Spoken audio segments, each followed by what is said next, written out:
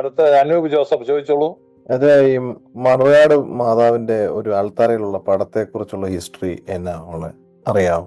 അതിന്റെ അതിന് വലിയ ഹിസ്റ്ററി ഒന്നും ഇല്ല, അവിടെ വരപ്പിച്ച് വെച്ചിരിക്കുന്നേ ഉള്ളൂ. അത്രേ ഉള്ളൂ. ഓക്കെ. ഞാൻ പള്ളി വരുമ്പോ ആ പടം അവിടെ ആൾത്താര അത് ക്ലോസ് ചെയ്തേക്കുമായിരുന്നു. അപ്പൊ ഈ നോമ്പ് തീരുമ്പോൾ മാത്രമേ തുറക്കുള്ളൂ, അതോ വർഷത്തിൽ? ഇല്ല, അത് ആക്ച്വലി ഒരാഴ്ചത്തേക്കേ ഉള്ളൂ. അതായത് സെപ്റ്റംബർ 7-ാം തീയതി തുറക്കും, 14-ാം തീയതി അടയ്ക്കും. ഒരു വർഷത്തിൽ അത്രയും ദിവസം മാത്രമേ തുറക്കുള്ളൂ, വേറെ ദിവസം തുറക്കും? 7 ദിവസം. അല്ലാതെ വേറെ ഹിസ്റ്റോറിക്കലി വേറെ അങ്ങനെ പടം വരച്ച് അങ്ങനെയൊന്നും ഇല്ല അല്ലെ? അവിടെ ഭക്തജനങ്ങളെ ഒരു കുർബാനയ്ക്ക് തിരശ്ശീലിട്ട് അച്ഛൻ മുട്ടുകുത്തി പ്രാർത്ഥിച്ച് തിരശ്ശീൽ തുറന്നപ്പോ ഒരു പടം ഇങ്ങനെ അൾത്താരയിൽ പ്രത്യക്ഷപ്പെട്ടു. അതാണ് അവിടെ വെച്ചിരിക്കുന്നത് എന്ന് പറഞ്ഞാൽ മതിയോ?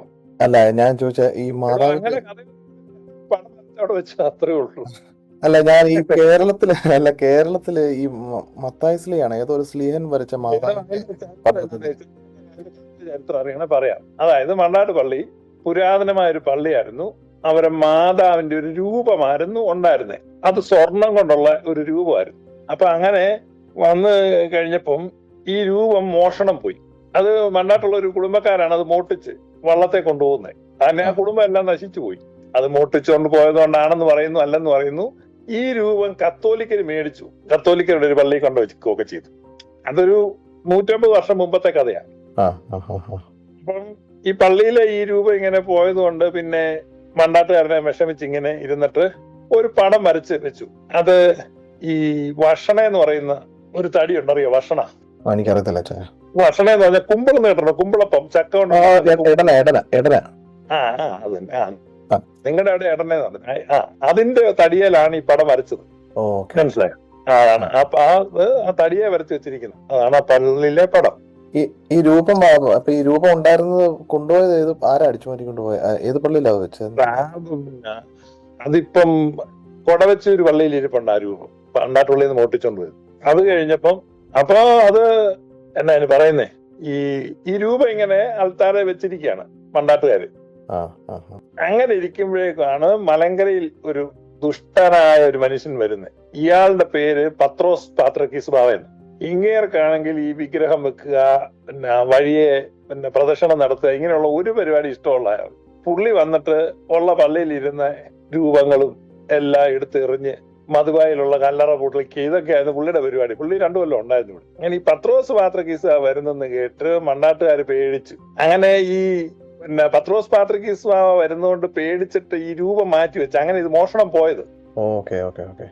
അതിന് പകരം ഒരു പടം വരപ്പിച്ചു വെപ്പിച്ചു. കാരണം ഈ 2 ഇതുണ്ട്. ഒന്ന് പാത്രക്കീസിനെയും പേടിയാണ്, മാതാവിനെയും പേടിയാണ്. ഇപ്പം രൂപങ്ങളില്ല, രൂപം മാറ്റി കഴിഞ്ഞപ്പോഴേക്കും മാതാവിന്റെ അല്ലേ പിന്നെ എന്തെങ്കിലും ഒന്ന് വേണ്ടെന്ന് ഓർത്തൊരു പടം വരച്ചു വെപ്പിച്ചു. അങ്ങനെ മൺറാട്ടുകാരുടെ ഈ വിഷമം പത്രോസ് പാത്രക്കീസ് ബാവയുടെ ശ്രദ്ധയിൽപ്പെടുത്തി. ഇത് ഞങ്ങളിങ്ങനെ പണ്ട് തൊട്ട് ഇങ്ങനെ ഞങ്ങളുടെ ഒരു മാതാവിന്റെ പള്ളിയാണ് ഇങ്ങനെ ഉള്ളതാന്ന് ചെന്ന് പറഞ്ഞു. അപ്പൊ പത്രോസ് പാത്രക്കീസ് ബാവ മണ്ണാട്ടുകാരുടെ സങ്കടവും കഥയെല്ലാം കേട്ടിട്ട് ഒരനുവാദം കൊടുത്തു. ആ അനുവാദം പെരുന്നാളിനോടനുബന്ധിച്ച് ഒരാഴ്ച വേണം ഇത്. അല്ലാതെ സാധാരണ കുർബാന നടക്കുന്ന സമയത്തൊന്നും മധുവായി അങ്ങനെ വെക്കാൻ പറ്റത്തില്ലെന്ന് പറഞ്ഞു. അങ്ങനെ ഇതൊരനുവാദത്തെ തുടർന്ന് കെട്ടുനോയമ്പ് നടക്കുന്ന സമയത്ത് ഇതിങ്ങനെ തുറന്ന് വെക്കും, അല്ലാത്ത അടച്ചും വെക്കും. ഇതാണ് അവിടെ ഇത് വന്നത്.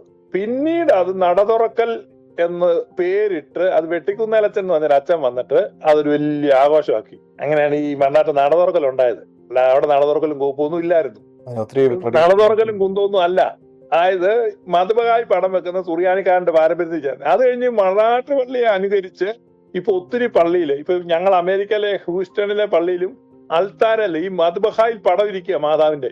അത് 365 ദിവസവും ഇരിക്കുക. മണ്ണാട്ടുകാർക്ക് ഈ പടം വെക്കരുതെന്ന് പറഞ്ഞതിനാണ് 7 ദിവസത്തേക്ക് പരിമിതപ്പെടുത്തി. അല്ലെങ്കിൽ എല്ലാ ദിവസവും തുറന്നു വെക്കത്തില്ലേ? തുറന്നു വെക്കുകയാണെങ്കിൽ പക്ഷെ അത് തുറന്നു വെച്ചാൽ ഈ തുറന്നു വെക്കാത്ത എന്തുകൊണ്ടാ? ആവശ്യമില്ല, അത് വേണ്ട എന്ന് പറഞ്ഞിരിക്കുന്നത് കൊണ്ടാണ് അവിടെ പടം വെക്കാത്തത്. അല്ലെ മണ്ടാട്ട് ഇങ്ങനെ പടം വെക്കാൻ ആഗ്രഹമില്ല, എല്ലാവർക്കും വെക്കാം. പക്ഷെ അത് തെറ്റല്ലേ? അതുകൊണ്ട് അവിടെ പടം ഇല്ലാതെയാണ് കുർബാനയൊക്കെ നടക്കുന്നത്. ആണ്ടിലൊരിക്കലും ഇതിങ്ങനെ ഒരു എക്സെപ്ഷൻ ഒഴിവായിട്ട്. പക്ഷെ ഇപ്പൊ അത് കണ്ടുകൊണ്ട് യാക്കോബക്കാരുടെ എല്ലാം ഓർത്തഡോക്സ് പള്ളിയിലും മധുബഹായില് ചിത്രങ്ങളുണ്ട്, യാക്കോബ പള്ളിയിലും ഉണ്ട് ചിത്രങ്ങള്. പക്ഷെ ഇവന്മാരെക്കാളെല്ലാം ജസ്റ്റിഫൈഡ് ആയിട്ട് നിൽക്കുന്ന പള്ളി ഏതാണെന്നറിയോ? മണ്ണാട് പള്ളിയാ, കാരണം അവിടെ 7 ദിവസമേ ഉള്ളൂ. മനസ്സിലായോ? ഉള്ളതിൽ 7 ദിവസമല്ലേ ഉള്ളൂ, ബാക്കി നടക്കും. ബാക്കിയുള്ളവർ 325 ദിവസം വെച്ചിരിക്കുക. അതാണ് പറ്റിയത്. അങ്ങനെ മണ്ണാട്ടുകാര് ബാക്കിയുള്ളവരെല്ലാം വഞ്ചിച്ചു. നൈസായിട്ട് ചെറുതായിട്ടും തുടങ്ങി, ബാക്കിയുള്ളവർ ഫുൾ ഏറ്റെടുത്തു. അതാണ് ഇപ്പൊ പിടിയിട്ട് എന്റെ ചരിത്രം എന്നാണ്. Okay, thank you Sreejay. ഇനി മാജിക് ഞാൻ ചോദിച്ചോ? ഞാൻ എന്റെ സംശയം, നമ്മുടെ തിരുമേനിമാരിടുന്ന മാലയുടെ ബാക്ക് ഭാഗത്ത് ഒരു ചെറിയൊരു കെട്ടും ഒരല്പം ഇങ്ങനെ പിന്നിലേക്ക് കിടക്കുന്നുണ്ടല്ലോ, അതിനെന്തെങ്കിലും പ്രത്യേകത സഭയിലുള്ളതാണ്? അതെ, പാരമ്പര്യമായിട്ട് നമ്മൾ വന്നിരിക്കുന്നതാണ്. ഈ അതിന്റെ പുറകിൽ പിന്തുടർച്ചയുണ്ടെന്ന് കാണിക്കാനാണ് അങ്ങനെ കെട്ടിയിടുന്നത്. ഇപ്പം ബിലീവേഴ്സ് ചർച്ചിലെ മെത്രാപ്പോലിത്തെ ഞാൻ കഴിഞ്ഞ ദിവസം കണ്ടപ്പോൾ പറഞ്ഞു, ഈ മാലയുടെ പുറകിൽ ഒരു കെട്ടിടാൻ ഞാൻ പറഞ്ഞു. അപ്പൊ പുള്ളി ചോദിച്ചാൽ എന്തിനാണ്? അപ്പൊ ഞാൻ പറഞ്ഞു, ഇപ്പം KP യോഹന്നാൻ പിന്നെ മരിച്ചു പുറയിലായല്ലോ, ഒരാൾ പുറയിലായി, ഇനി നിങ്ങൾക്ക് ഇങ്ങനെ കെട്ടിടാം, അതിന് മുമ്പ് പറ്റത്തില്ലെന്ന്. ആ പുള്ളിക്ക് വലിയ സന്തോഷം, അതായത് പുള്ളിക്ക് മനസ്സിലായി. പക്ഷെ നമ്മൾ ഈ കെട്ടിടുന്ന എന്തിനാണ്? കെട്ടിടുമ്പോ അതിന്റെ പുറയിൽ ആളുണ്ടെന്നുള്ളതാണ്. അത് നമുക്ക് ആധികാരികമായിട്ട് പറയാവുന്ന ഒരു ഇതല്ലേ ഇപ്പൊ ഈ പറഞ്ഞ ഇത്? ആധികാരികമായിട്ടൊന്നും പറയാൻ പറ്റത്തില്ല. അതിപ്പോ ആരുടെ ചോദിച്ചു കഴിഞ്ഞാൽ അത് ഇറക്കം കൂടുന്നുണ്ട്, ഈ ഇടവക്കാരൊക്കെ നമുക്ക് മാലയിടും, അപ്പൊ ഇറക്കം അഡ്ജസ്റ്റ് ചെയ്യാൻ വെച്ചിരിക്കുന്ന അന്നേ മെത്രാച്ചന്മാരൊക്കെ പറയത്തുള്ളൂ. അതുകൊണ്ട് നിങ്ങൾ അവരോടൊക്കെ പോയി പറഞ്ഞ് മണ്ടനാകാൻ നിൽക്കുന്ന അതിന്റെ സംഗതി ഇതാണ്, അതിന്റെ പിന്നിലുള്ള യാഥാർത്ഥ്യം. പക്ഷെ ഇപ്പോഴുള്ള ആളുകൾക്ക് അതൊന്നും അറിയത്തില്ല. പിന്നെ ഒരു അടുത്ത ഒരു ഇത്, നമ്മുടെ ഈ പുരോഹിതരും തിരുമേനിമാരും ഒക്കെ ഇടുന്ന വസ്ത്രങ്ങളുടെ എണ്ണത്തിന് കൂടുതലുണ്ട്. നമ്മളിപ്പോ ഒരു പാന്റ് ഷർട്ട് അതിൽ തീരുന്നു, പക്ഷെ അവരെ സംബന്ധിച്ച് കൂടുതൽ എണ്ണം വസ്ത്രം ധരിക്കുന്നുണ്ടല്ലോ, അത് എന്താണത് അങ്ങനെ? അത് ഷറോന്റെ വസ്ത്രം വിവരിക്കുന്നുണ്ടല്ലോ, അതിന്റെ പാറ്റേണിൽ വന്നിരിക്കുന്നതാണ്. നമ്മള് ഒരു യഹൂദ പാരമ്പര്യത്തിലാണല്ലോ ഈ നമ്മുടെ സഭയും പൗരോഹിത്യമൊക്കെ വന്ന്. അപ്പൊ ആ മോഡലിൽ ഉള്ള വസ്ത്രങ്ങളൊക്കെ ഉണ്ടാക്കുകയും അതിനൊക്കെ നമ്മുടെ ക്രിസ്തീയമായ വിശേഷണങ്ങൾ വ്യാഖ്യാനങ്ങൾ കൊടുക്കുകയും ചെയ്തു. അത്രേ ഉള്ളൂ. ഈ പറഞ്ഞ വസ്ത്രം ഒന്നും ധരിക്കണമെന്നില്ല വിശുദ്ധ കുർബാന അർപ്പിക്കാൻ. ഒരു വസ്ത്രവും ഇല്ലാതെ വിശുദ്ധ കുർബാന അർപ്പിച്ചാലും ആ വിശുദ്ധ കുർബാന വാലിഡ് ആൻഡ് അക്സെപ്റ്റബിൾ ആണ്. അങ്ങനെയാണ് നമ്മുടെ സഭയെ പറയുന്നത്. ഇപ്പം എല്ലാ സ്ഥലത്തും ഒന്നും ഇതുപോലെ സർവാഭരണ വിഭൂഷിതരായി എല്ലാം അലങ്കരിച്ചൊന്നും കുർബാന ചൊല്ലാൻ പറ്റത്തില്ലായിരുന്നു. പറ്റാത്ത സാഹചര്യങ്ങളുണ്ട്. അവിടെയൊക്കെ അർപ്പിക്കപ്പെട്ട പിന്നെ വിശുദ്ധ ബലികളും സ്വീകാര്യമാണ്. നമുക്ക് സാഹചര്യങ്ങൾ ഉണ്ടെങ്കിൽ ഇങ്ങനെയൊക്കെ വെച്ച് അപ്പൊ അത് കുറെ കൂടെ ഒക്കെ ഒരു മനോഹരവും പിന്നെ അതൊക്കെ പ്രതീകാത്മകവും ഒക്കെയാണ്. അല്ലാതെ ഇതിനകത്തൊന്നും ഒരർത്ഥവും ഇല്ല. അതൊന്നും അങ്ങനെ വേണമെന്നൊന്നുമില്ല. ഒരു ഐമിനിക്ക മാത്രം ഇട്ട് ഒരച്ഛൻ കുർബാന ചൊല്ലിയാലും അത് അതിന്റെ ആവശ്യമുള്ളൂ. പക്ഷെ അതത്ര ശരിയല്ല. നമുക്കിപ്പം വിരിച്ചൊരുക്കിയ ഈ വിരിക്കൂട്ടും മത്ബഹായും എല്ലാം ഉണ്ട്. അങ്ങനെ ഭംഗിയായിട്ടൊക്കെ ചൊല്ലാൻ സാഹചര്യമുണ്ട്, അങ്ങനെ ചൊല്ലണം. അതാണ് ഏറ്റവും ഐഡിയൽ ആൻഡ് ഏറ്റവും ഡിസൈറബിൾ ആയിട്ടുള്ള അതാണ്. അല്ലാതെ അങ്ങനെ ഇതെല്ലാം കൂടെ വെച്ചെങ്കിലേ കുർബാനയാകുള്ളൂ. സന്തോഷം. ഒന്നും വേണമെന്നില്ല, ഒരു വസ്ത്രവും വേണമെന്നില്ല കേട്ടോ. കഴിഞ്ഞ നാളുകളിൽ കേരളത്തിന്റെ തെരുവോരങ്ങളിൽ പല റോഡ് സൈഡിലും മരത്തിന്റെ വീട്ടിലും തകരപ്പാട്ടയുടെ പായയുടെ താഴെയൊക്കെ ഈ പറഞ്ഞ പോലെ വിശുദ്ധ കുർബാന ഇടുന്നുണ്ടല്ലോ അല്ലെ? അവിടെ ഇപ്പൊ റബ്ബർ തോട്ടത്തിലൊക്കെ കുർബാന ഇല്ലെങ്കിലും അവിടെ അച്ഛന് വേഷം ഉണ്ടായിരുന്നല്ലോ വലുതോ. ഇപ്പം വേഷം ഇല്ലെങ്കിലും അത് അക്സെപ്റ്റബിൾ ആണ് ഞാൻ പറഞ്ഞു. അല്ല, വിരിച്ചപ്പെടാത്ത സ്ഥലത്തുണ്ടായിരുന്നു ഉദ്ദേശിച്ചത്. ഉണ്ട്. അല്ലല്ല, അത് സ്വീകാര്യമാണെന്നാ പറഞ്ഞേ. അല്ലാതെ അതൊന്നും തെറ്റല്ല. സാഹചര്യം ആ കാലഘട്ടങ്ങളിൽ അതിനെ കുറിച്ച് ഈ പറഞ്ഞ പോലെ വലിയ വിമർശനങ്ങൾ വന്നു. ഞാൻ പെട്ടെന്ന് ആ ചോദ്യം അവിടെ നിന്ന് വന്നതാന്ന് വിചാരിച്ചു. ആ രീതിയിൽ വന്നതായിരിക്കും എന്ന് വിചാരിച്ചു. അങ്ങനെയല്ലേ ഇപ്പം ഞാൻ തീപ്സിലെ പൗലൂസിനെ പറ്റി ഒരു ലൈവ് ഉണ്ട്, അത് കേട്ടാൽ മതി. അവര് കുർബാനയില്ലെന്നൊക്കെ ഞാൻ പറഞ്ഞിട്ടുണ്ട് അതിനകത്ത്. ഇപ്പൊ നമുക്ക് ഒരു സിസ്റ്റം ഉണ്ട്, നമുക്കിപ്പം പള്ളിയുണ്ട്, എല്ലാം ഉള്ളപ്പം സഭയുടെ എന്നെ ഒരു അച്ചടക്കമുണ്ട്. അപ്പൊ അതിനകത്ത് ഒരു അച്ഛൻ ഇട്ട് കെട്ടി ആ ഫോർമലായിട്ട് മാത്രമേ കുർബാന എല്ലാം പറ്റത്തുള്ളൂ. മനസ്സിലായോ? അപ്പോഴേ അത് സ്വീകാര്യമാകത്തുള്ളൂ. അപ്പൊ ഒരു റിബല്യനായിട്ട് ഇപ്പൊ പള്ളിയും കുപ്പായവും എല്ലാം ഇരിക്കുമ്പോൾ പാന്റ് ഷർട്ട് ഇട്ട് അച്ഛൻ കുർബാനയല്ല, ആ കുർബാന സ്വീകാര്യമല്ല. അത് മനസ്സിലായോ മാത്യു? ആ പോയിന്റ്.